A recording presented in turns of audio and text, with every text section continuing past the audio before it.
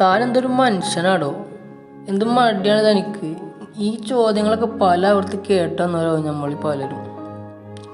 സത്യത്തിൽ നിങ്ങളെ മടിയെന്ന് വിളിച്ചോ, നിങ്ങൾ സന്തോഷിച്ചോ? കാരണം മടി എന്ന് പറയുന്നത് നമുക്ക് ഏറ്റവും പ്രിയപ്പെട്ടവർ തരുന്ന ഏറ്റവും വിലപ്പെട്ട സമ്മാനമാണ്.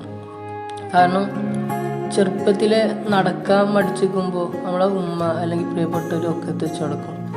അങ്ങനെ വന്ന് നമ്മളെങ്ങനെ മടിയന്മാരാവാതിരിക്കുക?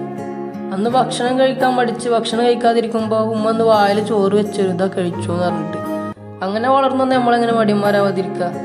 വളർന്നു വന്നാലോ കൂട്ടുകാരുണ്ട്, എന്തിനും കൂട്ടുകാരുണ്ട്, എന്തും ചെയ്തു തരാൻ കൂട്ടുകാരുണ്ട്, എവിടെ പോകാനും എന്ത് കൂടെ നിന്ന് ചെയ്യാനും കൂട്ടുകാരുണ്ട്. അങ്ങനെയുള്ളവരെങ്ങനെ മടിയന്മാരാവാതിരിക്കുക? അപ്പം ആരെങ്കിലും മടിയന്മാരെന്ന് വിളിച്ചാൽ സന്തോഷിക്കല്ലേ വേണ്ടി? കാരണം സ്നേഹിക്കാൻ ആളുകൾ ഉള്ളവർക്കല്ലേ മടിയന്മാരാകാൻ കഴിയുള്ളൂ.